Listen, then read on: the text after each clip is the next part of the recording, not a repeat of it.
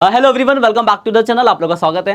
और आज मैं आपको एक क्वेश्चन दिख रहा होगा आपके स्क्रीन पे। ये है आपका गुडविल का। वैसे तो 3 मार्क्स का गुडविल आएगा। गुडविल का क्वेश्चन अगर सिंपल देंगे तो आपको 4 मेथड पढ़े आपने, average profit method, super profit method, capitalization super profit method. उनके फॉर्मूले याद होंगे, आप आराम से क्वेश्चन कर सकते हो।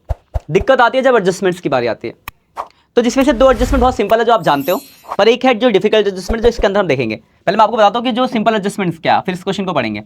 सिंपल एडजस्टमेंट ये थी आपकी, एक तो आपका था एबनॉर्मल लॉस और एक था एबनॉर्मल गेन, है ना। एबनॉर्मल लॉस का मतलब कि अचानक कोई ऐसा लॉस हो गया जो आपको अनसर्टेन था, जैसे लॉस बाय फायर हो गया। एबनॉर्मल गेन कोई अचानक से गेन हो जाए। तो बेसिकली समझो, अगर मैं गुडविल निकाल रहा हूं, जनरली समझना, सपोज मेरा नॉर्मली 1 लाख का प्रॉफिट होता है, ठीक है। लेकिन इस वजह से इस साल क्या हुआ कि मेरी दुकान में आग लग गई और 50,000 रुपये का नुकसान हो गया, और तो मेरा प्रॉफिट 1 लाख की जगह 50,000 हुआ। पर एक बात बताओ, क्या उस आग के लगने से मेरे गुडविल पे कोई फर्क पड़ा? तो क्या 50,000 पे गुडविल निकालना चाहिए 1 लाख पे? 1 लाख पे। तो उस नॉर्मल लेवल पे आने के लिए हम इस एबनॉर्मल लॉस को क्या कर देते हैं? प्लस। लॉजिक समझ गए क्यों प्लस करते हैं? कोई पूछ सकता है क्यों प्लस करते हैं, तो इसके पीछे का लॉजिक है। इसी का सेम उल्टा गेन में। गेन मतलब बेसिकली मेरे को मान लो प्रॉफिट होता था 1 लाख का, पर इस साल कोई एबनॉर्मल गेन हुआ, जैसे मैंने कोई मशीनरी बेच दी जो हर साल नहीं बेचते थे, और 50,000 का प्रॉफिट हो गया, तो मेरा प्रॉफिट 1 लाख की जगह 1.5 लाख हो गया इस साल। पर 1.5 लाख पे अगर मैं गुडविल निकालूं तो सही गुडविल तो निकलेगी नहीं, क्योंकि मेरा तो एक्चुअली में प्रॉफिट 1 लाख ही होना था, 50,000 तो एक एबनॉर्मल गेन की वजह से हुआ है। तो उस नॉर्मल लेवल पे आने के लिए मैं उसको क्या कर देता हूं? माइनस। तो ये 2 एडजस्टमेंट तो बहुत सिंपल है, लॉस होगा एबनॉर्मल तो प्लस, गेन होगा तो माइनस। दिक्कत आती है कि एक ऐसी एडजस्टमेंट आ जाए जो प्लस भी हो सकती है और माइनस भी। तो इसके लिए आपको थोड़ा सा बेसिकली बेसिक कॉन्सेप्ट पता हो, जिसके ऊपर ये थर्ड वाली एडजस्टमेंट है। पहले मैं आपको क्वेश्चन दिखा दूं क्या ये, कि लव एंड कुछ पार्टनर है, इक्वल उनका रेशियो है, कोई काम का आपका है नहीं, एक एडमिट हुआ, ये सब आपके इसी काम का नहीं। यहाँ पे गुडविल कैसे निकालते, तो कोई लाइन है, goodwill was agreed to be valued at 2 year purchase of the average profit of last 4 year. मतलब पिछले 4 साल ये रहे प्रॉफिट, इनका आपको एवरेज करना है और 2 से मल्टीप्लाई कर देना, गुडविल निकल जाएगा। तो एवरेज प्रॉफिट मेथड है। पर परेशानी है कि नीचे कुछ 3 एडजस्टमेंट दी गई है, इसको मैं समझाता हूं, फिर आप इसका स्क्रीनशॉट ले लेना, बाकी मैं बुक साथ में लेके चलूंगा कैरी ऑन करने के लिए।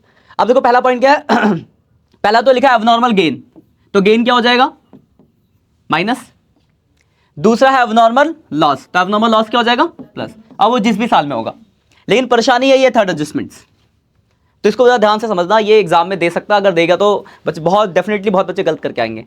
क्या लिखा हुआ है पहले समझना, कि बोल क्या लिखा है, repair to a car of 50,000, मतलब 50,000 रुपये मैंने कार का रिपेयर कराया, was wrongly debited to the vehicle account.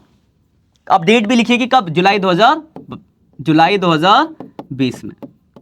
तो देखो सबसे पहली बात तो जुलाई 2020 कौन से साल में आएगा, तो अब ध्यान से देखो, ये मार्च 2020 में खत्म हो गया, तो इसके बाद की बात है, यानी किस साल में आएगा? मार्च 2021 में आएगा। इतनी बात क्लियर है।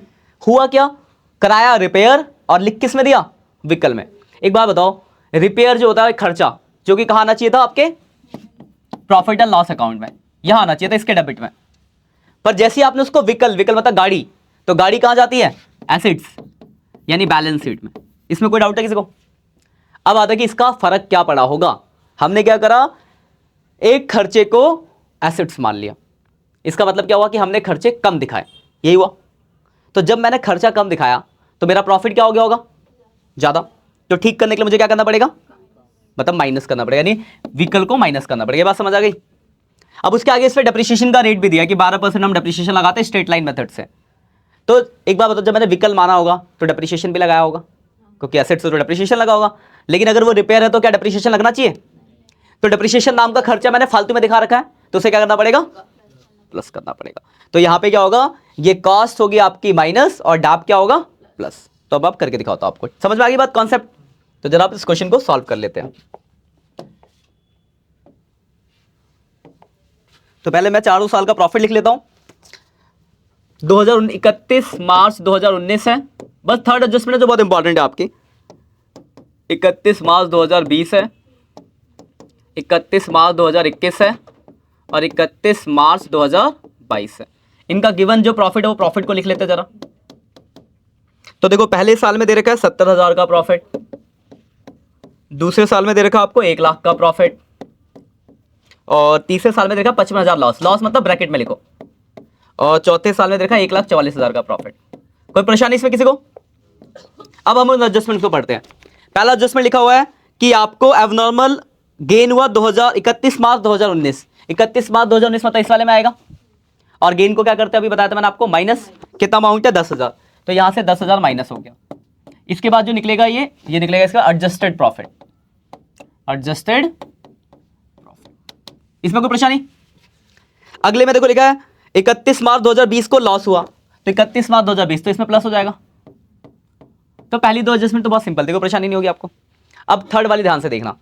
अभी मैंने आपको बताया हमने क्या करा, एक खर्चे को कार मान लिया, बताया एसेट्स मान लिया, तो हमारा प्रॉफिट ज्यादा हो गया, तो ठीक करने के लिए क्या करना पड़ेगा, माइनस। तो इस वाले साल में अगर इस साल से माइनस होगा, इतनी बात समझ में आ गई।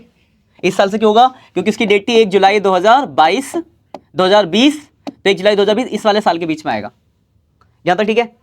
अब ध्यान समझो, जुलाई 2020, तो इस साल जो डेप्रिसिएशन लगेगा जुलाई से लेकर मार्च तक, तो इस साल 9 महीने का डैप लगेगा और अगली साल में पूरे साल का डैप लगेगा 12 महीने का। जिस साल आता उसके नीचे जितने भी सालों के सब में डैप लगा होगा, कोई खरीदी कार तो। अब निकाल लो जरा 50,000 का 12% 9 महीने का, तो यहां 5,000 सॉरी, एक क्या था, जुलाई था जून था, 1 जून है, 1 जून, तो 10 महीने का डैप लगेगा। तो यहां 10 महीने का डैप, 50,000 का 12% 10 महीने का, तो देखो यहां 5,000 का डेप्रिसिएशन प्लस हो जाएगा, कोई परेशानी?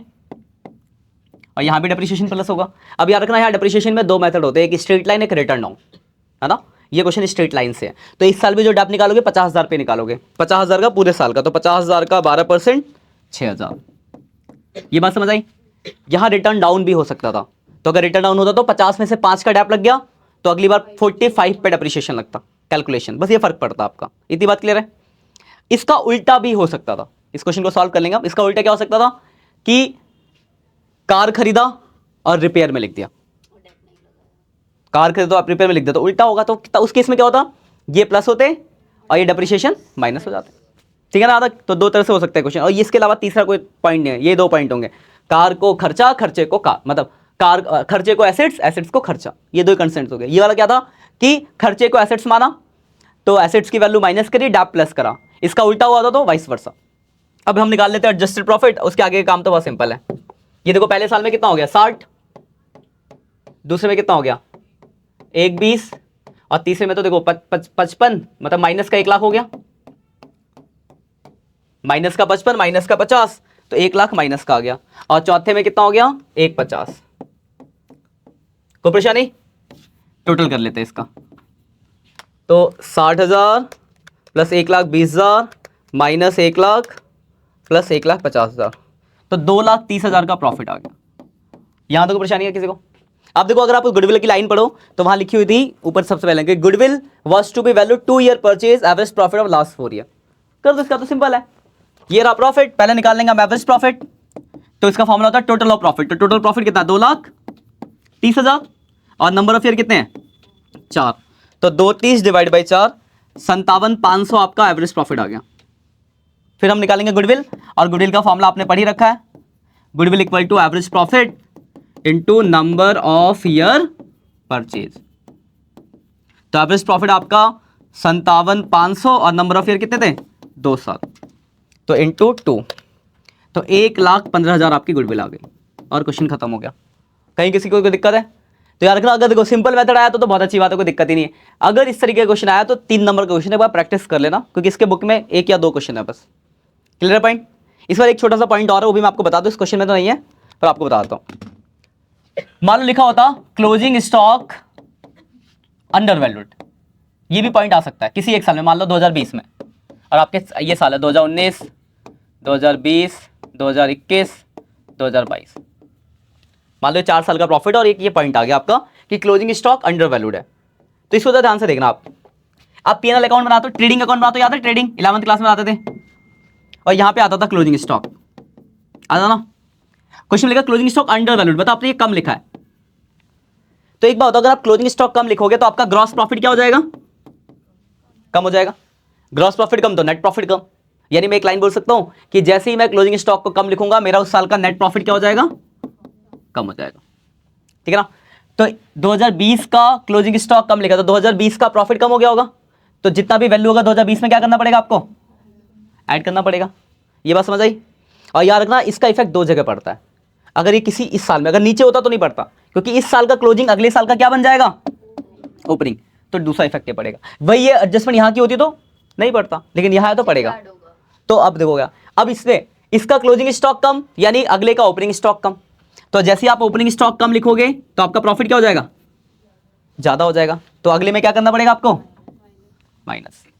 तो कहीं भी अगर ऐसा क्वेश्चन आता है कि क्लोजिंग स्टॉक अंडर वैल्यूड, तो जिस साल में है उस साल में प्लस और उसके नीचे वाले में माइनस। यहीं पे ओवर वैल्यूड भी हो सकता था, तो ये ओवर वैल्यूड होता तो ओवर वैल्यूड में यहां हो जाता माइनस, नीचे प्लस। क्लोजिंग स्टॉक समझ गए। ओपनिंग स्टॉक में सेम इसका अपोजिट। ओपनिंग स्टॉक में क्या होता है, अगर किसी साल को तैयार रखना, लेकिन ओपनिंग में फिर कैसे जाते हैं, इसमें हम नीचे आ रहे हैं, ओपनिंग में कहां जाते हैं, ऊपर। कैसे, मान लो कि एग्जांपल फॉर 2022 का ओपनिंग स्टॉक कम होता, तो ओपनिंग स्टॉक कम तो प्रॉफिट ज्यादा, तो यहां से माइनस करना पड़ता। इसका ओपनिंग पिछले वाले का क्लोजिंग, उसमें प्लस कर देते। हाँ, समझ आई बात। तो ये कॉन्सेप्ट भी आ सकता है, इसके भी बुक में क्वेश्चन नहीं है। तो ये दो कॉन्सेप्ट को थोड़ा डिटेल में देख लेना, बाकी सब तो सीधे सीधे मेथड्स हैं। आपको मेथड्स के फॉर्मूले याद है, 3 नंबर फ्री के आपके, ठीक है। कोई दिक्कत परेशानी, ऑनलाइन किसी बच्चे को दिक्कत हो तो आप कमेंट करके पूछ सकते हो। बाकी हम मिलेंगे आगे नए लेक्चर के साथ। Bye bye.